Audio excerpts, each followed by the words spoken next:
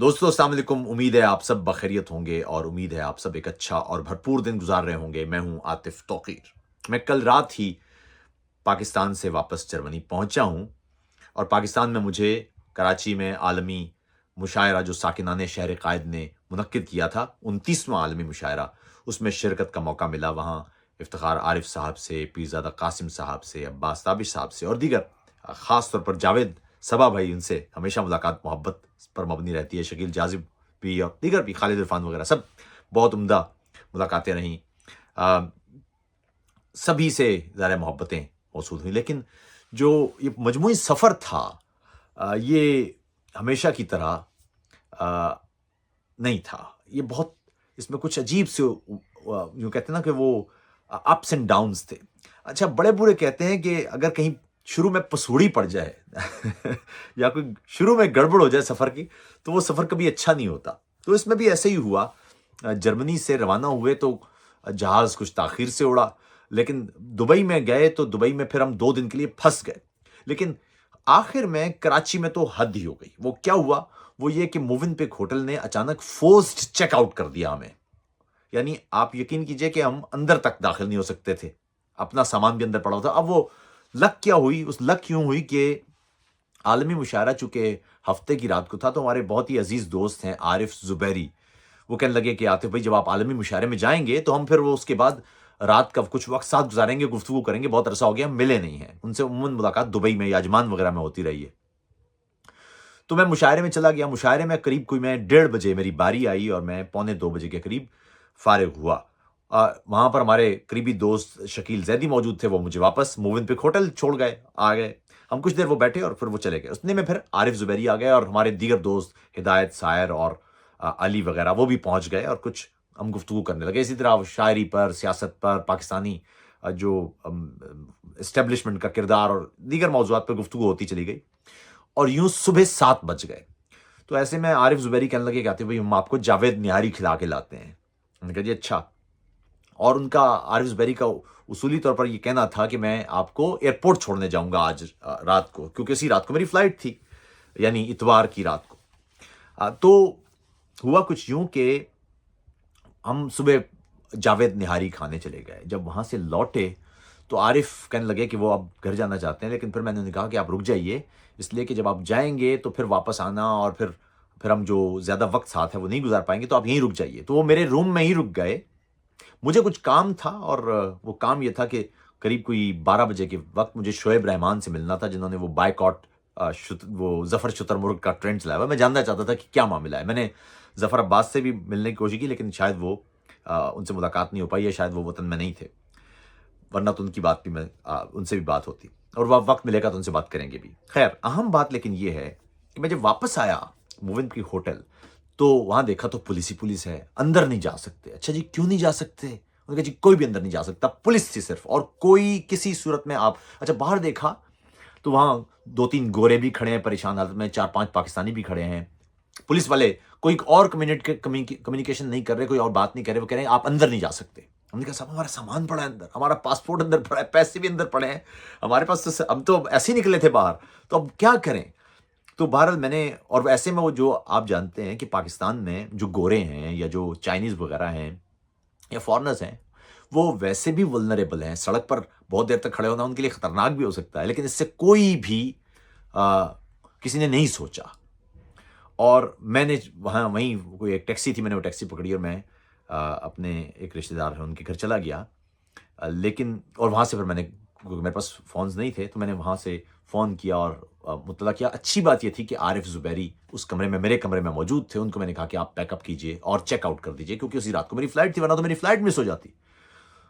तो वहाँ वो उन्होंने, बहरहाल वो आए और वो मैं वहाँ से फिर एयरपोर्ट पहुँचा और वहाँ से जर्मनी की मैंने फ़्लाइट ले ली। लेकिन मुझे बाद में पता चला कि ईरानी सदर के आने की वजह से मोवेनपिक होटल और दीगर कई होटल वो मुकम्मल तौर पर लॉक कर दिए गए, क्योंकि हमें भी मोवेनपिक होटल के दरवाजे पर पुलिस ने बताया कि ये होटल हुकूमत पाकिस्तान ने अपनी मलकियत में ले लिया है, तो अब हम कुछ भी नहीं कर सकते, आप भी कुछ नहीं कर सकते। अगर आपको कुछ है तो फ़ोन कीजिए होटल वालों को। बहरहाल, तो मुझे ایک سوال جو مجھے کرنا ہے موون پک سے، تو خیر اس پہ کیا شکایت کی جائے کہ حیرت کی بات ہے، موون پک پاکستان میں جو مہنگے ترین ہوٹلز ہیں نا ان میں ایک شامل ہے، اور وہاں ظاہر ہے فورنرز کی بڑی تعداد رہتی ہے، لیکن اچانک سے بغیر کچھ اطلاع کیے، وہ تو شکر ہے کہ عارف زبیری وہاں موجود تھے میرے کمرے میں اور انہوں نے میرا سامان وہاں سے اٹھا لیا، ورنہ تو میں فلائی بھی نہیں کر سکتا تھا. لیکن اور میرے پاس تو وہاں کراچی میں رشتہ دار موجود تھے تو میں ان کے گھر چلا گیا، ورنہ تو یہ بھی ممکن نہ ہوتا. اب آپ امیجن کیجئے کہ آپ ایک غیر ملکی ہیں، آپ کراچی میں اس ہوٹل میں ہیں جہاں پر آپ بہت زیادہ پیسے دے کے اس لیے رہ رہے ہیں کہ آپ وہاں سیکیور ہوں گے، اور ایسے میں آپ کو وہ باہر کر دیں اور کہیں گے اب آپ اندر نہیں آ سکتے. اب آپ کہاں جائیں گے؟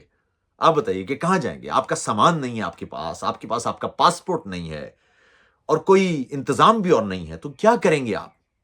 اور اگر آپ اس کسی طرح وہاں سے نکل آئے تو کیا آپ دوبارہ واپس جائیں گے اس ملک میں؟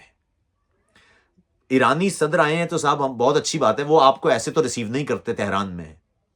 وہ آئے ہیں تو یہ کیا ہے کہ آپ نے پورے کے پورے ہوٹل سے تمام کے تمام لوگوں کو چیک آؤٹ کر دیا ہے؟ یعنی اب آپ وہ وہاں رہ نہیں سکتے تو کہاں رہیں گے وہ غیر ملکی لوگ؟ اگلا سوال یہ ہے کہ وہ آپ کو ایسا ٹریٹ کرتے ہیں تہران میں جب آپ جاتے ہیں؟ اور اس سے بھی زیادہ اہم بات یہ ہے کہ صاحب اگر ایسا کچھ ہو بھی اور سیکیورٹی واقعی کوئی مسئلہ ہو تو اطلاع دی جاتی ہے نا. آپ نے ہوٹلز کے کمرے بک کیوں کروائے ہوئے ہیں؟ آپ نے بکنگ کی کیسے؟ اور اگر ایسا ہے تو کوئی الٹرنیٹو دیا جاتا ہے. یہ کیسے ہو سکتا ہے کہ آپ دروازے پہ کھڑے ہیں، وہ شخص کہہ رہا ہے بھائی میرا کمرہ ہے اوپر، بھائی میرے سامان پڑا ہوا ہے، میرا پاسپورٹ ہے. آپ یہ کیسے کہہ سکتے ہیں کہ آپ یہاں سے چلے جائیں، آپ کو نہیں ملے گا؟ تو میں حیران ہوں. میں دنیا بھر کا سفر کرتا ہوں دوستو، ایسا میرے ساتھ تو کبھی نہیں ہوا، نہ میں سوچ سکتا ہوں. میں حیران ہوں کہ یہ کیا ملک ہے، یہ کیا انتظام ہے کہ یہاں پر اگلے لمحے کا کچھ نہیں پتا. آپ یقین کیجئے کہ بہت سارے دوستوں نے جب میں یہاں جرمنی اترا تو ان کا میسج تھا کہ شکر ہے آپ پہنچ گئے، آج تو کراچی لاک ہو گیا ہے دوبارہ سے.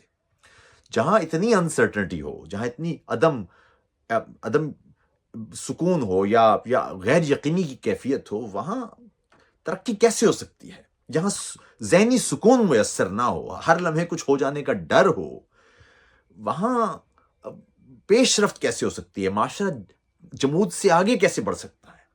یہ میں اس پر مجھے معلوم نہیں کہ شکایت کس سے کی جائے. یہ شکایت آپ حکومت سے کریں، یہ شکایت آپ کراچی کے انتظامیہ سے کریں، یہ شکایت آپ موون پک کی انتظامیہ سے یہ شکایت کس سے کی جائے یہ بھی معلوم نہیں. اس ملک کا سب سے بڑا مسئلہ جو میں دوستوں دیکھتا ہوں وہ یہ ہے کہ میں وہاں سیاستدانوں سے بھی ملا ہوں، میں وہاں جرنیلوں سے بھی ملا ہوں، میں وہاں صحافیوں سے بھی ملا ہوں، میں وہاں ججوں سے بھی ملا ہوں، میں وہاں عام شہریوں سے بھی ملا ہوں، میں وہاں بیوروکریٹس سے بھی ملا ہوں، میں وہاں وکیلوں سے بھی ملا ہوں. ایک بات سب میں کامن ہے، آپ کسی سے بھی بات کر لیں، کسی جرنیل سے بات کر لیں، کسی سیاستدان سے بات کر لیں، کسی وزیر اعظم سے بات کر لیں، وہاں جملہ ایک ہی سننے کو ملتا ہے صاحب کہ ہم بے بس ہیں. جج بے بس ہے، وزیر اعظم بے بس ہے، سیاستدان بے بس ہے، جرنیل بے بس ہے، بیوروکریٹ بے بس ہے، صحافی بے بس ہے، عوام بے بس ہیں. معلوم نہیں اس ملک کو کون چلا رہا ہے. یقین کیجیے سب بے بس ہے. ملک شاید وہ ہوا میں بس معلق ہے اور چل رہا ہے، معلوم نہیں کون چلا رہا ہے. اس کا مطلب یہ ہے کہ نظام نہیں ہے، اس کا مطلب یہ کہ نظام فیل ہوئے، ناکام ہے.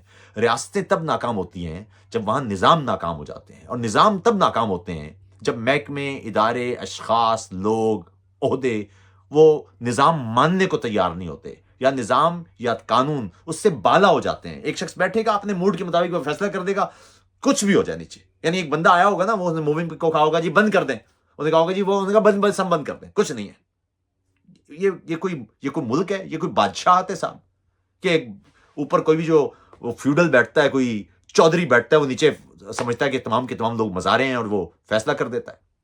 انتخابات میں بھی یہ ہوتا ہے، اوپر بیٹھتے ہیں چار لوگ، وہ طے کرتے ہیں جی یہ ہو گیا فیصلہ، اب سب مانیں گے.